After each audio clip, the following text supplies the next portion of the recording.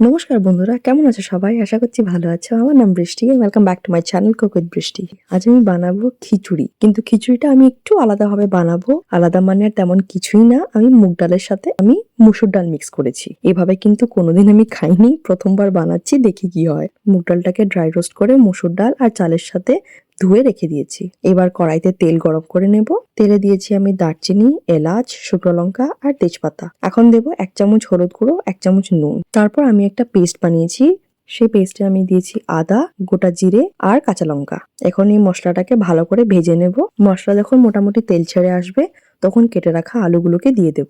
আলুগুলোকে মশলার সাথে ভালো করে মিশিয়ে নিয়ে এবার চাল আর ডাল দেওয়ার পালা। চাল ডাল সব একসাথে ভালো করে মিশিয়ে এখন আমি জল দিয়ে দিয়েছি। যখন খিচুড়িটা মোটামুটি হয়ে এসেছে তখন আমি মটরশুঁটি অ্যাড করে দিয়েছি। এবার ভালো করে একবার মিশিয়ে নেব। একটু জল দরকার, তাই আমি আরো 2 গ্লাস জল দিয়েছি। এখন অপেক্ষা করব চাল ডাল ভালো করে সেদ্ধ হয়ে যাওয়ার। খিচুড়িটা মোটামুটি হয়ে গেছে। এখন আমি দেব ঘি। ঘিতে কিন্তু কমই হতে লাগবে না। আশা করছি রেসিপিটি ভালো লেগেছে, তাহলে প্লিজ ভিডিওটাকে বেশি বেশি করে লাইক করো।